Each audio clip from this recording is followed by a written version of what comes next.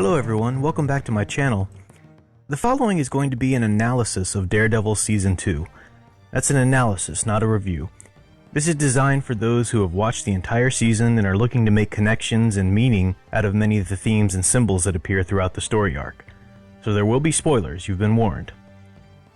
Even before its release, Season 2 of Daredevil steeped itself in Catholic imagery.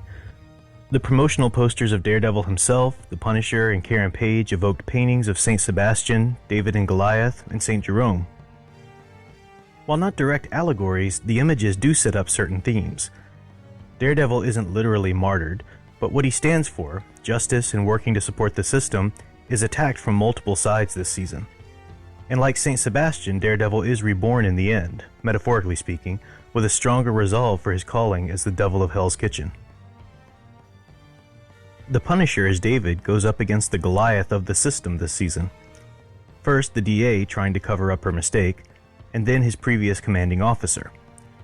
In the poster, he holds Daredevil's mask in the place of Goliath's head. Even though he comes to an uneasy understanding with the hero, the Punisher triumphs in the struggle within himself, the one over what the mask represents. The mask that goes over Daredevil's head represents his ideology of supporting the justice system by filling in the gaps rather than playing judge, jury, and executioner by himself. And finally, Karen Page takes up the role of a scribe this season as she begins her career as a reporter.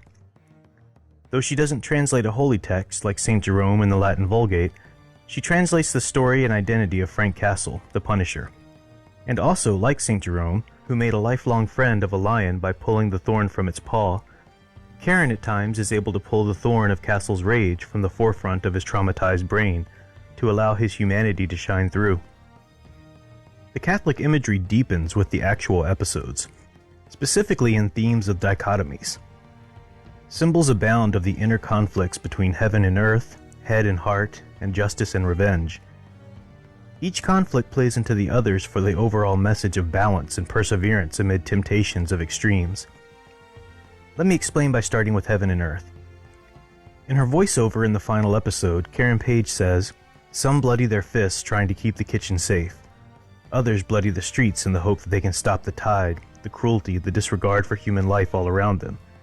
Angel or devil, a hero isn't someone who lives above us keeping us safe. A hero lives here on the street, among us, with us, always here but rarely recognized." Matt Murdock, Daredevil, is her bloody-fisted angel, while the Punisher is her devil of street-level massacre. By this point, both characters have faced the question of balance between their nightly missions and the rest of their lives. Both chose their nightly missions, but in the end, Murdock chooses to rebuild his daily life as well. Like the proverbial angel and devil on one shoulder, these two characters clash their ideologies against each other throughout the season. Angels are moral, exhorting us to self-control and an Iranian sense of order. That word Iranian is derived from the Greek for heavenly. In Greek mythology, there was a constant tension between the logic and justice of the new Iranian gods of Olympus and the older, primal, chthonic gods of the earth. The tension was translated into Roman and eventually Roman Catholic culture, hence the reference to the shoulder angels and devils a moment ago. Daredevil is like an angel on the Punisher's shoulder, arguing in favor of justice over revenge and for trust in the justice system. It's often broken, he argues, but you can support it by filling in the gaps instead of playing judge, jury, and executioner by yourself. In return, the Punisher serves as the chthonic devil on Matt's shoulder. He sees the system as beyond repair. The retribution he exacts on criminals is chthonic, primal. And like Satan tempting Jesus in the wilderness, he attempts to coax Daredevil into taking a life while chained on the rooftop, either by killing him or allowing him to kill the mobster. The symbolism isn't neat and trite, though. The story complicates the picture to favor the message of perseverance and balance somewhere in between. Our angel figure, for example, wears a red suit with devil horns. In his epic hallway battle scene, he uses a chain on the Dogs of Hell gang, working his way down a stairwell like Dante descending the circles of hell. Yet he is an angel, protecting people and supporting the system. On the other hand, the Punisher's visual progression of the series is to gain the color white in his costume. He wears all white in prison, fighting for his life to earn his passage through the gates. In keeping with the Dante perspective then, prison is the Punisher's purgatory.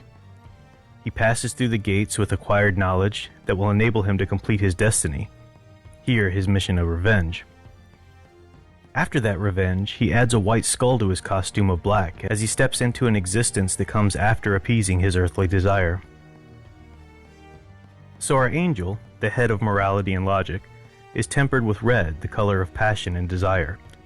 And our devil, the enraged seeker of revenge who blindly follows the heart, gains the color of purity. A little of each figure is included in the other. Daredevil may fight for justice, but his methods are brutal. And while the Punisher's methods are far more brutal, past the point of justice, he still operates according to a code that only punishes the guilty. That code becomes solidified when he takes to wearing the white skull. The idea comes from the X-ray of the bullet wound to his own skull, shown multiple times in the season as a symbol of Castle's wounded ideology. He wears a skull, a wounded head, the symbol of broken ideology, as armor over his heart. He has now fully embraced his role as the Punisher beyond personal vengeance, as a worldview and calling. Daredevil has his own head symbolism. His mask helmet is cracked during the first fight with the Punisher, and is ineffectively repaired while a new one is made. Likewise, his way of thinking, his ideology, is cracked by both the Punisher and Elektra. He considers hanging up his suit after apprehending the Punisher, and later he wonders if killing might be the only way to stop the blacksmith. He resolves both questions by the end. Waiting with Elektra for their final battle, he tells her that his work as Daredevil is an essential part of who he is, before deciding to run away with her. But during that battle she is killed, stabbed through the heart. In losing Elektra, his heart, he loses his head and must decide whether to abide by his code or to do whatever needs to be done to fight and defeat the mystical force of the Hand. To be fair, it's the Punisher who kills the Hand's ninjas, as Daredevil is still just incapacitating them.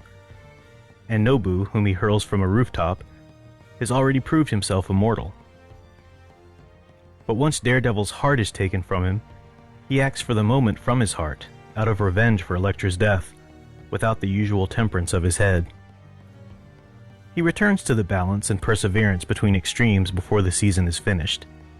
In a cliffhanging final scene, he meets Karen in his old law office, his symbolic place of balance where he worked as a lawyer for the same cause Daredevil stalks the rooftops for at night.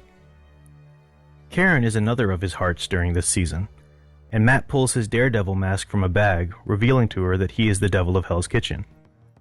He's literally bringing his heart, what he wants from life, love, and his head, his ideology and calling in life, together in a brilliant final moment.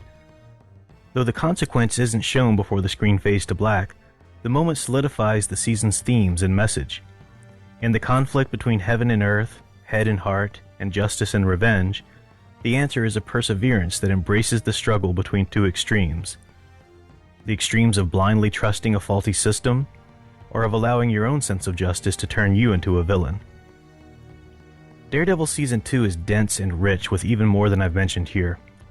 So what else did you catch? What meanings and themes do you ascribe to certain scenes? Let me know in the comments below, and don't forget to like and subscribe. That and sharing this video on social media is the best way to support the channel, and it tells me to keep producing these analyses for all to enjoy. Until next time, take care, keep digging deeper and enjoying the superhero stories you love, and thanks for watching.